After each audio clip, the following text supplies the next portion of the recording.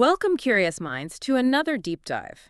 Today, we're embarking on a fascinating and, let's face it, often debated subject, the Rashtriya Swayamsevak Sangh, or RSS. That's right. And our guide for this deep dive is Raosaheb Kasbe's really incisive book, Decoding the RSS, Its Tradition and Politics. Which is the English version of his well-known Marathi work, Zot, right? Meaning searchlight. Exactly. A fitting title.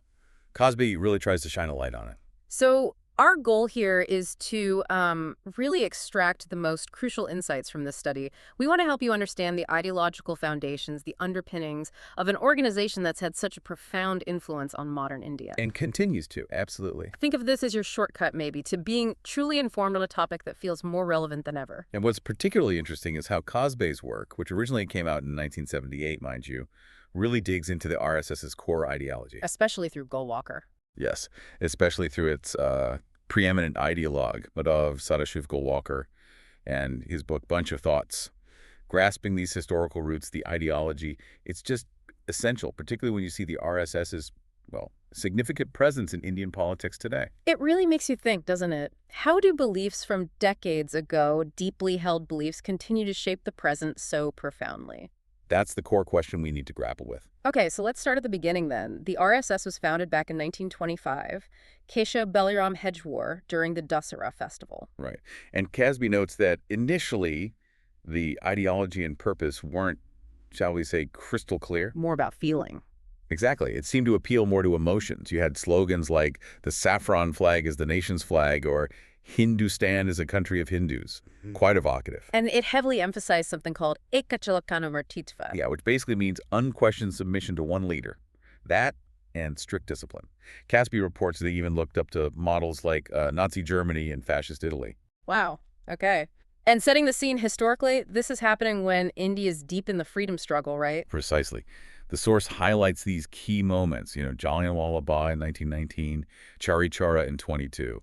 Times when Hindus, Sikhs, Muslims were fighting side by side against the British. So the RSS forming in 1925, right in the middle of that united struggle, it stands out. It certainly makes its formation and what it did next particularly noteworthy, yeah. And what's really revealing, according to Kasbe, is Hedgewar's own background. He was actually in Congress first. He was. An RSS publication itself says he left Congress in the early 20s because, and this is a direct quote, he sensed danger in Hindu-Muslim unity. He saw unity as danger. Apparently. And it says he did not even relish the newfangled slogan of Hindu-Muslim unity. It goes further. His biography suggests he actually thirsted for communal conflict. It's strong language. It is. It even mentions him sometimes taking drums himself to rouse the dormant manliness of the Hindus when musicians were hesitant to play near mosques.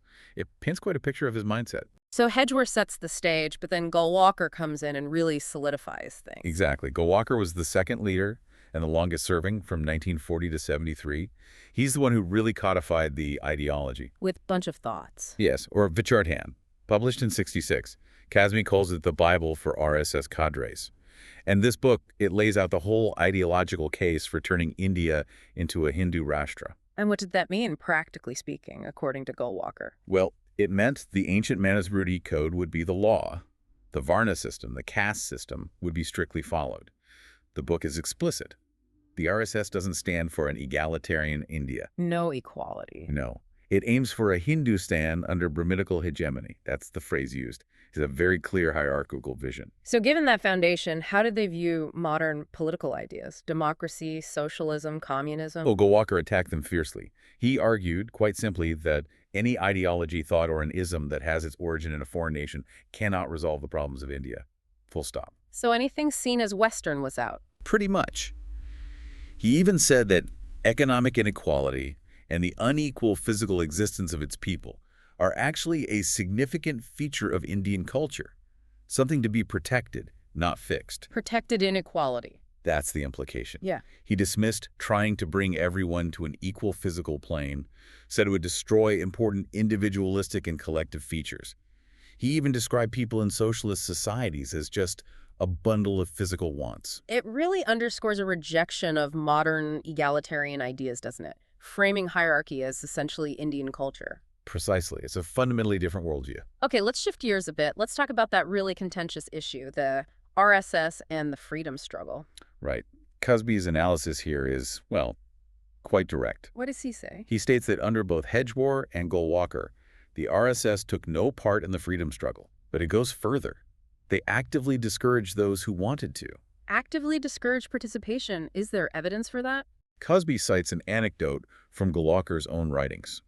A man was eager to go to jail, part of the civil disobedience around 1930-31. Hedgewar apparently told him, if you have fully arranged for the resources, then come out to work for the Sangh for 2 years. So choose the Sangh over jail. Essentially. Yeah. And the result? Golwalkar writes the man neither went to jail nor came out to work for the Sangh. He just disappeared from the picture. And this loyalty, or lack thereof, continued. Kasbe argues they remain loyal to the British right up to the end.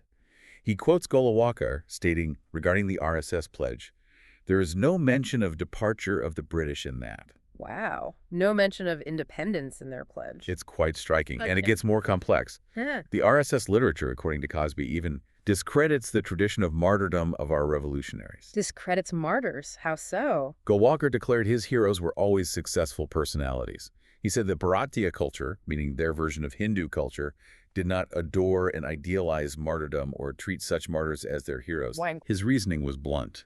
For, after all, they failed in achieving their ideal, and failure implies some fatal flaw in them. Success was the only measure. That's a very pragmatic, maybe even cynical view of heroism and sacrifice. How does that square with their nationalism claim? That's the million-dollar question Kasbe implicitly raises. It's a very particular definition of nationalism. And it gets even more tangled, right, with the Hindu Mahasabha? Yes. The Mahasabha, which Savarkar led and was Hedgewar's inspiration, actually entered into an alliance with the Muslim League itself. An alliance with the Muslim League to do what? According to Kasbe, the aim was to wreck the unity of the freedom struggle. Undermine the independence movement. That's the interpretation presented. And furthermore, during World War II, Savarkar, apparently with RSS agreement, sided with the British. When Netaji Subhas Chandra Bose was building the INA. Exactly. While Bose was fighting the British abroad, Savarkar, as Mahasabha president, was telling Hindus to ally unhesitatingly with the war effort of the Indian government by joining the Army, Navy, and the aerial forces in as large a number as possible. He actively recruited for the British forces. He boasted about it, claimed 1 lakh Hindus were recruited in the British armed forces in just 1 year, thanks to Mahasabha efforts. He even pointed out that the Muslim League refused to organize similar recruitment drives.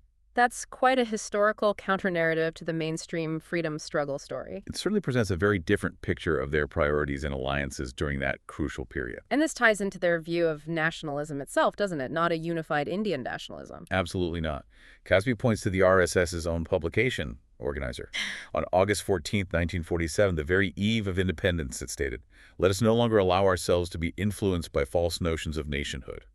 In Hindustan, only the Hindus form the nation, and the national structure must be built on that safe and sound foundation." No ambiguity there. Only Hindus form the nation, in their view. Crystal clear. It's a complete rejection of composite nationalism.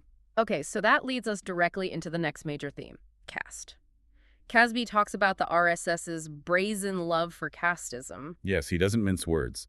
The desire for a Hindu Rashtra governed by Manusmriti is central here. And they were open about preferring Manusmriti to the new constitution. Very open.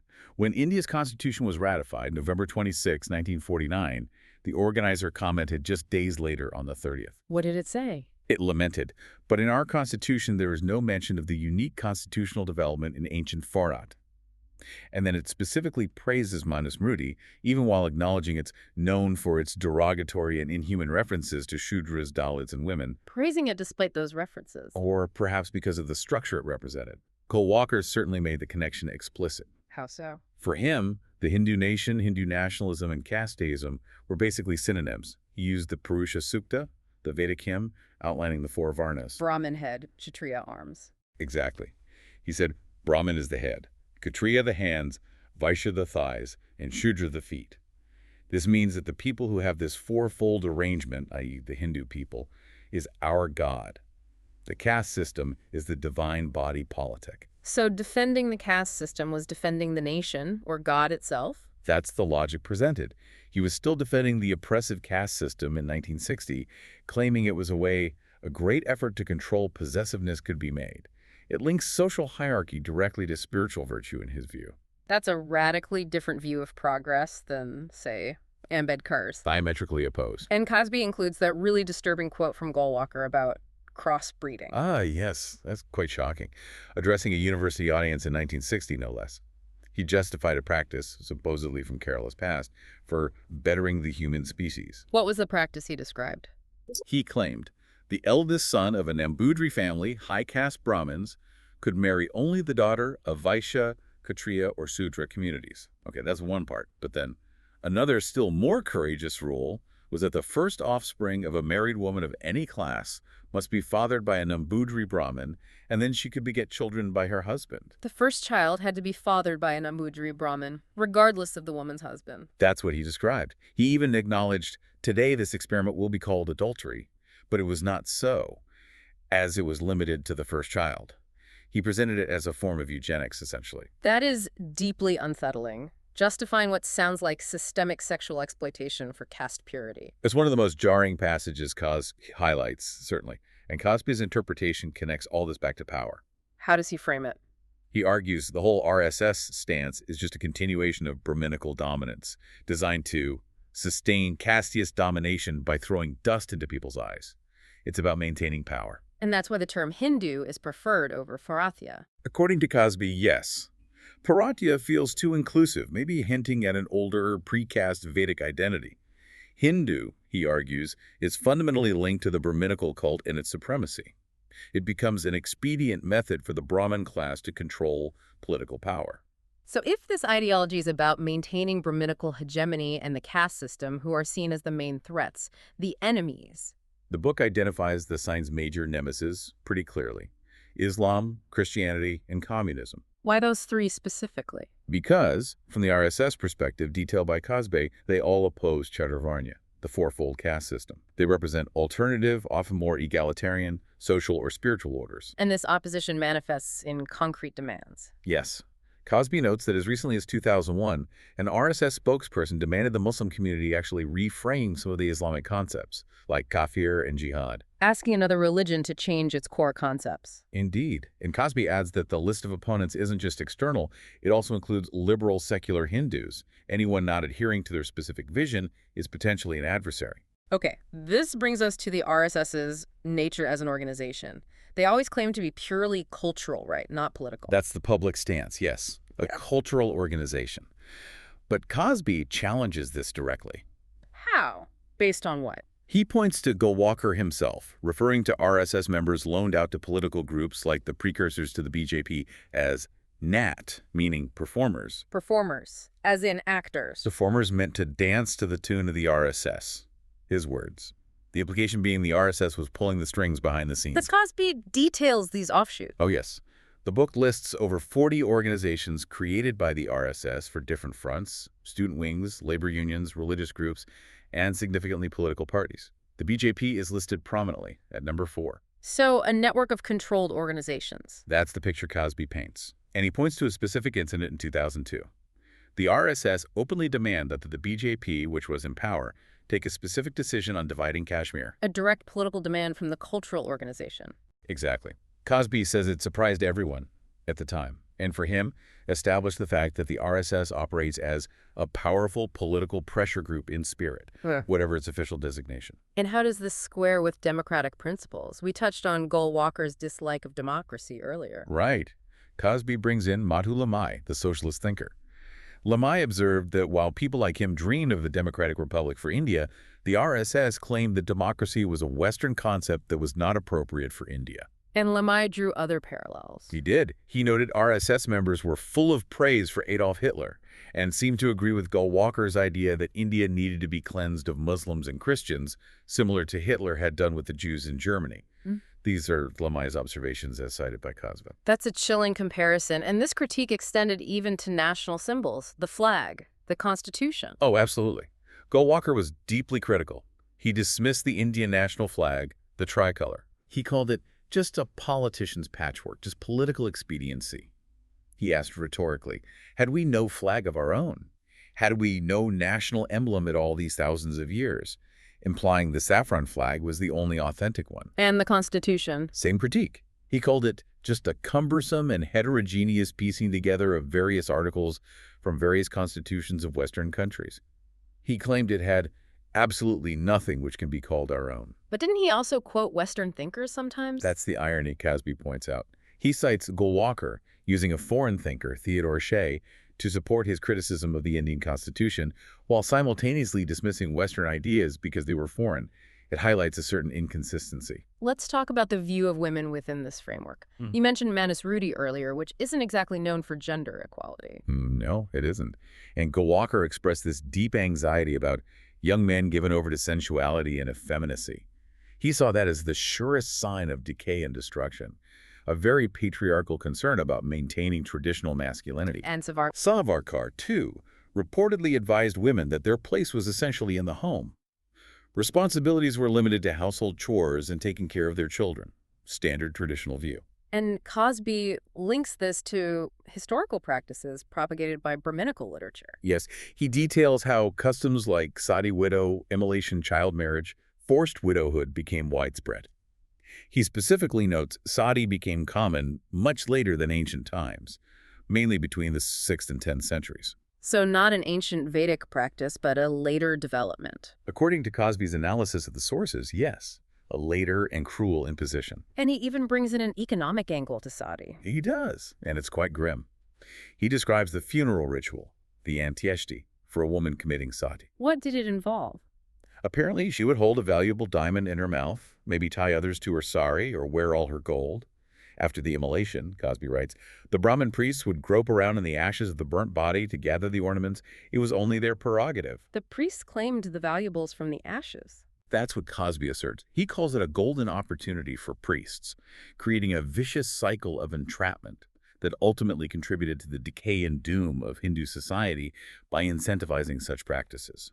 So given this context, the focus on Brahminical tradition, the views on women, it leads back to that question about membership, doesn't it? Exactly. Why aren't women admitted into the RSS itself? Kasbe notes other youth groups don't exclude women. What's his conclusion? He argues it's because the RSS's specific Hindu nationalism isn't just generic, it's based on the Chaturvarnya tradition, and therefore it is based entirely on the hegemony of the Brahmin class. Women, not being part of that ruling structure in the traditional sense, are excluded. It all seems to circle back to that core idea of Brahminical hegemony for Kasbe. That's the central thread in his analysis, yes. Now, Kasbe wrote this in the late 70s, but the book's translation and introduction likely cover more recent events. Does he talk about the consequences of this ideology in more contemporary India? He does. The analysis points to what's described as a devastating communal roadmap for the nation. Leading to? A chain of revenge that has gripped the country. Kasbe, or perhaps the translator-editor updating the context, cites specific tragic events. The Babri Masjid demolition, the subsequent Mumbai bomb blasts, the overturning of the Shah Bano verdict, the exodus of Kashmiri Pandits, the horrific burning of Gram Stains, the Gujarat massacres, and then the Akshardham temple attack. A cycle of violence and counterviolence fueled by communalism. That's the argument. Kasbe suggests that while the actual fundamentalists on both sides, Hindu and Muslim, might be relatively few. But they have outsized influence. Yes, their wealth and organized power have managed to engulf the entire population of the country in this conflict. And he uses psychological terms to describe them. He does. He describes both groups, Hindu communalists and Muslim fundamentalists, as suffering from narcissism. Narcissism? How so? As a disease of self-gratification. It makes them unable to adapt, unable to see beyond themselves, unable to engage with cultural changes or progress. And critically, he says, they effectively stand together in opposition to secular forces. An unlikely alliance against secularism. In effect, yes. Their goals might differ, but their opposition to a secular, pluralistic state unites them in practice, according to this view. So how does this mindset clash with what are generally seen as modern values? Well, Kasbe lays out what modern societies generally embrace. Individual freedom, respect for other religions, fixing the boundaries of religion and politics, acceptance of science, and the use of technology for physical progress. These are benchmarks. And the communalists reject these? He argues they reject them simply because the West discovered or invented them. It's that rejection of anything perceived as foreign again.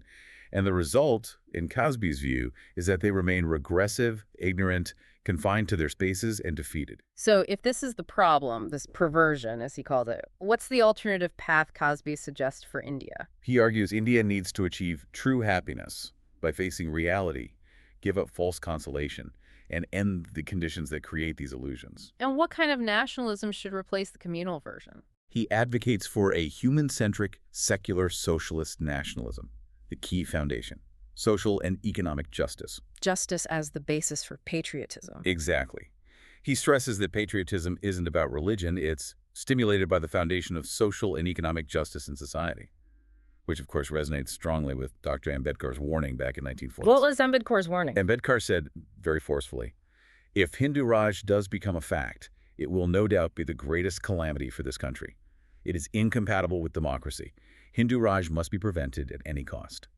A stark warning about the dangers of religious majoritarianism. So given this deep-seated ideology rooted in hierarchy and, as Kasbe argues, Brahminical interests, does he see any possibility of the RSS changing fundamentally? He's quite pessimistic on that front. He states flatly, it is impossible to imagine that the RSS will change.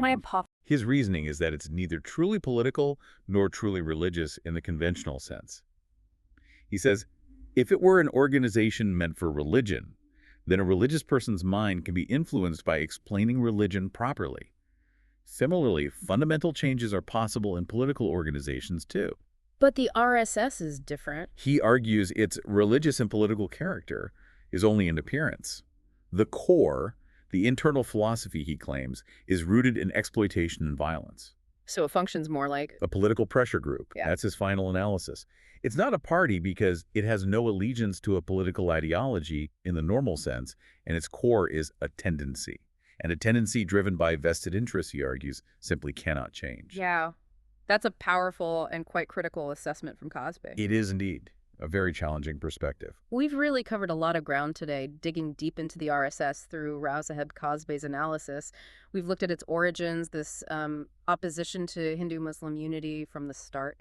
Its non-participation, even opposition to the freedom struggle. Right, and its clear vision for a caste-based Hindu Rashtra, governed by Manusmriti, and how it operates, according to Kasbe, as this powerful political pressure group behind a cultural facade. Yeah, the analysis really emphasizes that strategic aspect. What really strikes me is how powerful these historical narratives and interpretations of culture can be, how they can fundamentally shape a nation's trajectory, sometimes, well, pulling it away from widely accepted modern values like equality and secularism. Absolutely. And connecting this to the bigger picture, Kasbe's work is a potent reminder, isn't it, that organizations presenting themselves as purely cultural can wield enormous political influence. Often by tapping into those deep-seated religious feelings and particular readings of history. Exactly. So the critical question, maybe for you, the listener, to really mull over is this.